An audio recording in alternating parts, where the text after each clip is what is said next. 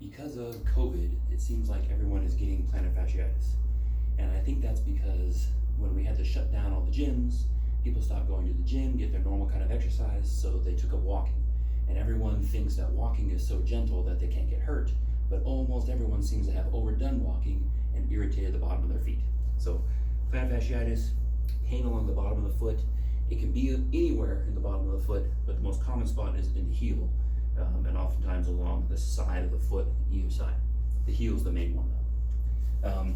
One thing we can do about this is, first of all, you need to understand that walking, or if you're taking up running, can easily overwork these tissues. You need to be slow and methodical about how you get into this stuff. So if you haven't been walking long distances in a while and you're gonna start, just really gotta step-by-step increase it. Just be really cautious with quarter-mile increases so that you don't irritate the bottom of your feet.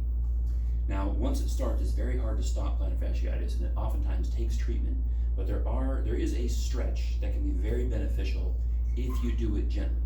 If you do it aggressively, it'll make it worse, or it can even flare up plantar fasciitis in people who don't actually have it. So I want to show you this stretch, but please take this seriously. If you overdo this, you'll probably cause plantar fasciitis. So please don't overdo this one. The way you overdo it is stretch too aggressively. It looks like a gentle, easy stretch. It's a more powerful thing than you might think. So you get into a hands and knees position, and your toes are on the ground.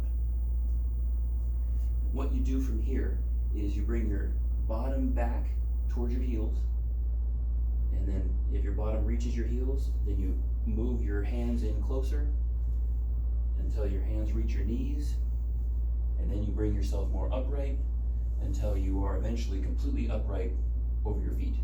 If you can get to that position, you have a really nice range of motion in your plantar fascia. Now, the problem is that most people get there too fast and actually need to stop sometimes way at the beginning. If you have a stretch right here, stop here. This is the beginning of a stretch. Don't go past that. You're just gonna slam into the poor plantar fascia, you're gonna overstretch it, or you're gonna irritate it in some way. So start here. If you have a stretch, just stop there and give it a good 30 seconds to stretch. If you don't have anything, you can go a little further. A lot of people, it's gonna be right around here. They're gonna notice a stretch in the bottom of either foot. This is a good time just to stop then, let that have 30 seconds to stretch out, and then you're all done.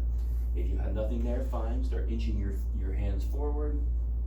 Eventually you get onto your knees. Almost no one will get to this point unless you've been working on this stretch. And if you have, you can get up and you get all the way upright. If you get to the upright position, not only are you stretching your plantar fascia, but you're actually loading it with the weight of your body also, which is what it needs to be able to do. So you lengthen it and loaded it with the full weight of your body.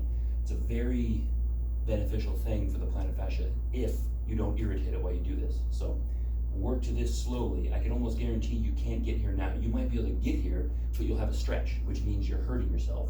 You need to back off and find where the stretch starts. Give it 30 seconds right there, and then you're done for the day. Come back to it tomorrow, the next day, the next day.